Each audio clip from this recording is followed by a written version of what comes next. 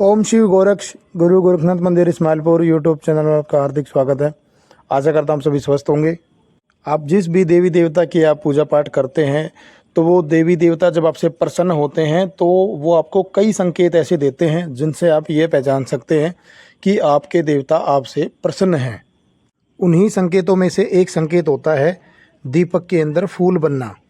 वैसे तो आपको दीपक में फूल बनने से संबंधित आपको वीडियो हमारे इस चैनल पर और भी मिल जाएगी, जिसमें दीपक में बने फूल के बारे में बहुत कुछ बताया गया है।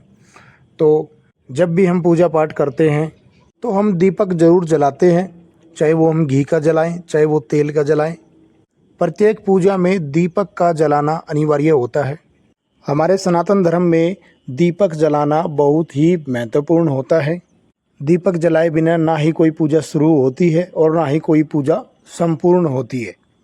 और कहा भी जाता है कि जब जिस स्थान पर दीपक जलाया जाता है उस दीपक में सर्व देवी देवताओं का वास हो जाता है, और साथ साथ जिस स्थान पर वो दीपक जलाया जाता है उस स्थान को भी वो जागृत कर देता है।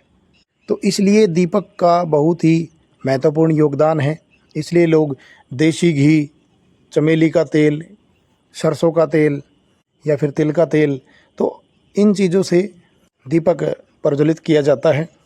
तो जिस तरीके से आपके दीपक में फूल बनता है उसी तरीके से और भी ऐसे संकेत दिखाई देते हैं जिनसे आपको ये पता चलता है कि आपके जो इष्ट हैं, आप जो जिस भी देवी देवता की आप पूजा कर रहे हैं वो आपसे प्रसन्न हैं। और जो हम दीपक जलाते हैं उस दीपक के अंदर जो फूल बनता है उस फूल का हम क्या करें। बहुत सारे लोगों के दिमाग में यह सवाल होता है। बहुत सारे लोग तो क्या करते हैं कि उसको उठाकर तोड़कर फेंक देते हैं, परंतु आज मैं उस दीपक में बने फूल की आपको वो विशेषता बताने जा रहा हूँ जिससे आप सुनकर आप उस फूल को आप बाहर नहीं फेंकेंगे। आप उस फूल का इस्तेमाल करना सीख जाओगे, जिसकी वजह से आप आध्यात्मिक मार्ग में आगे बढ़ सकेंगे।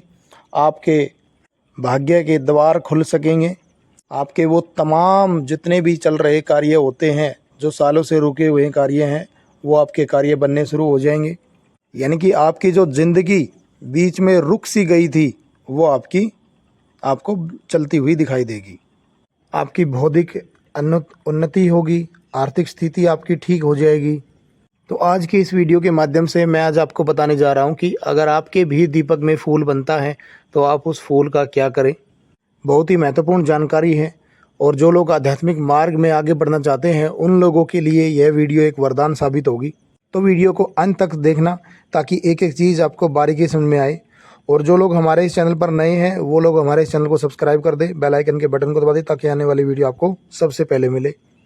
अगर आपके भी दीपक में फूल बनता है तो ये कार्य करना शुरू कर दे, और आपके देखेंगे कि आपके आध्यात्मिक और भौतिक जीवन में आपको सुख में आनंद आपको प्राप्त होने शुरू हो जाएगा। जब ईश्वर आपसे प्रसन्न होते हैं तो वो आपको अलग अलग संकेत देते हैं, जिसमें दीपक का फूल बनना होता है, या आप किसी भगवान को आप फूल अर्पण कर रहे हैं तो फूल एकदम से गिर जाना, या जब आप पूजा पाठ कर रहे हैं तो एकदम से वहाँ पे ठंडी हवा चलना, आपके दीपक की ज्योति का नृत्य करना, या फिर आपका कोई काम अटका हुआ है और आपके बिना बोले ही वो आपका कार्य बन जाना। तो ये सभी और भी बहुत सारे कारण हैं और भी बहुत सारे संकेत हैं जिनसे आप यह पता लगा सकते हैं कि आपके देवता आपसे प्रसन्न हैं। तो जो दीपक में जो फूल बनता है उसका आपको क्या करना है वो मैं आपको बता दूं। पहले तो मैं आपको ये बता दूं कि जो दीपक में जो फूल बनता है वो ईश्वरीय कृपा ही दर्शाता है। और ये फूल दीपक में जो बनता है ये घी में भी बन जाता है और तेल में बन जाता है, और ये उन्हीं के ही दीपक में बनता है जो ईश्वरीय कृपा के पात्र होते हैं या फिर जिनके ऊपर ईश्वरीय कृपा होती है। तो अगर आपके भी दीपक में फूल बनता है और सपोज आप माता काली की पूजा करते हैं तो आप उस फूल को एक डिब्बी में रख लें और उसके अंदर थोड़ा सा देसी घी मिला लें, और वो मिलाकर आप डेली अपनी दिनचर्या, जो आपकी सुबह की जो पूजा पाठ की जो दिनचर्या शुरू होती है उसमें आप उसका तिलक लगाएं। क्योंकि जो वो फूल बना होता है उसमें एक अलग ही दैविक ऊर्जा होती है जो किसी भी सामने वाले व्यक्ति को आपकी तरफ आकर्षित कर देती है। और अगर आप आध्यात्मिक मार्ग में आगे बढ़ना चाहते हैं तो आपको ये चीज़ें बहुत ही ज़्यादा गहराई से समझने की ज़रूरत है, गहराई से अपने जीवन में उतारने की ज़रूरत है, क्योंकि आपको हर चीज़ का प्रयोग पता होना चाहिए। इसके अलावा अगर आप हनुमान जी के भक्त हैं तो आप उसमें से थोड़ा सा हनुमान का संदूर आप उसमें थोड़ा सा मिला लें, थोड़ा देसी घी मिला लें, उस दीपक में बने फूल को उसमें मिक्स करके और फिर आप उसका तिलक लगाएं। क्योंकि ये जो फूल होता है ये पूर्ण ऊर्जा से बना हुआ होता है। इस फूल के अंदर बहुत सारे देवी देवता वास करते हैं।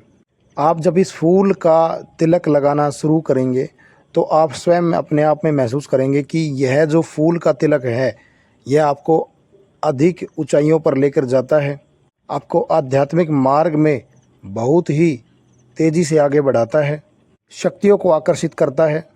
आप कहीं नौकरी में जाते हैं या फिर आप अपना बिजनेस कर रहे हैं तो उसमें भी आपको सफलता प्रदान करता है, हर प्रकार की दुर्घटनाओं से आपको बचाता है, नकारात्मक ऊर्जा से आपको दूर रखता है। यानी कि जब आप इसका तिलक लगाना शुरू करेंगे तो नकारात्मक ऊर्जा आपके इर्द गिर्द नहीं आ पाएगी, क्योंकि उस तिलक में इतनी ऊर्जा होती है कि उस ऊर्जा का जो तेज है वो नकारात्मक शक्ति नहीं सह सकती। और यह जो कार्य है, यह जो तिलक है, इसको आप आजमाए ना, इसको आप एक विश्वास की, एक आस्था के अनुसार इसका प्रयोग करें। जो आप तिलक लगाएंगे, ये नहीं कि कुछ लोग सोचते हैं कि मैं ये चीज़ मैं आजमाऊंगा, कि मैं ये देखता हूँ कि सामने वाला मुझसे आकर्षित होता है या नहीं होता है। तो ऐसा नहीं है। अगर आप पूर्ण विश्वास के साथ और आपके कर्म अच्छे हैं तो यह दीपक आपको अवश्य ही सफलता दिलाता है। अब ये चीज़ अवश्य जान लें कि अगर आपके दीपक में फूल बन रहा है तो आप क्या करें, आप तुरंत ही मंत्र जाप करना शुरू कर दें। क्योंकि एक तो उस तिलक में जो ऊर्जा रहेगी और आप जो मंत्र उच्चारण के कारण जो अपने शरीर में आप ऊर्जा उत्पन्न करेंगे, उस ऊर्जा से आपको बहुत ज़्यादा सहायता मिलने वाली है। एक तो आपका ऑरा मजबूत बन जाएगा, क्योंकि देवता को तो आपने प्रसन्न कर लिया, देवता की तो कृपा आपने प्राप्त कर ली, परंतु अपने अंदर एक ऊर्जा, जो ऊर्जा ईश्वरीय ऊर्जा जो होती है वो अपने अंदर उत्पन्न करना बहुत ज़रूरी होता है। क्योंकि वही ऊर्जा हमारे ऑरे को मजबूत करती है, वही ऊर्जा हमारी कुंडली शक्ति को जागृत करती है, वही ऊर्जा हमारे आज्ञा चक्रों को एक्टिवेट करती है। तो जो भी कुछ संबंधित है वो हमारी ऊर्जा से है, और ये दैविक ऊर्जा हर किसी व्यक्ति को नहीं प्राप्त हो पाती। बहुत सारे लोग सालों से तपस्या करते हैं, सालों से मंत्र जाप करते हैं, परंतु उनको नहीं प्राप्त हो पाती। कहीं ना कुछ कारण अवश्य ही रह जाते हैं। तो कृपया जब भी करें और अपने पूर्ण विश्वास से करें, पूर्ण आस्था से करें, और आपका जो उद्देश्य है वो आपका सेवा भाव का होना चाहिए। और ज़रूरी नहीं है कि आप मंत्र जाप ही करें, आप पाठ भी कर सकते हैं। दूसरा जो कार्य है वो आप ये कर सकते हैं कि आप अपने इष्ट देव की जो पूजा करते हैं, आप अपने इष्ट देव का डेली अपना भोग देना शुरू कर दीजिए। चाहे आप वो मिश्री का भोग दें, चाहे आप वो एक रोटी का भोग दें, चाहे आप मिठाई का भोग दें, चाहे हलवे का भोग दें। आप अपने सामर्थ्य अनुसार डेली भोग देना शुरू करें। अगर आप ऐसा करना शुरू कर देते हैं, यानी कि जो भोग आप देवता को लगाना शुरू करते हैं, उस भोग को आप अपने आप स्वयं ग्रहण करते हैं, तो आपके अंदर स्वयं में एक ईश्वरीय ऊर्जा का वास होना शुरू हो जाता है। तीसरा जो कार्य है वो ये है कि आप तुलसी की पूजा करनी शुरू कीजिए, क्योंकि तुलसी जो है वो भगवान विष्णु को, भगवान कृष्ण जी को बहुत ही प्रिय है। क्योंकि राधा का नाम ही वृंदा है, और वृंदा का मतलब जो होता है वो तुलसी होता है। तो इसलिए आपको तुलसी की पूजा शुरू कर देनी है।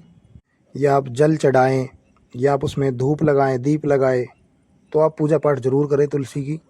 और अगर आप तुलसी की पूजा करनी शुरू कर देते तो आपके जन्म जन्म के जो पाप है वो नष्ट हो जाते हैं, और आप अंत में विष्णु लोक की प्राप्ति करते हैं। और लास्ट जो कार्य जो आपको करना है वो ये करना है कि आपको अपने हाथ से कुत्ते को मीठा ज़रूर खिलाना है।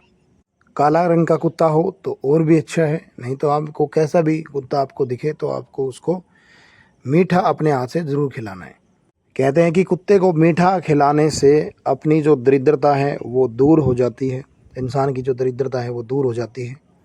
क्योंकि कुत्ते जो होते हैं वो घर घर के फ़कीर होते हैं, घर घर रोटी मांगकर अपना काम चलाते हैं। किसी घर मिलती है, किसी घर नहीं मिलती है। तो इनको आप ज़रूर मीठे का भोग लगाएं और साथ में एक रोटी का भोग दें। ये आपके तमाम कष्टों का निवारण जो है वो पल भर में कर देंगे, क्योंकि हर जीव जंतु में ईश्वर वास करते हैं।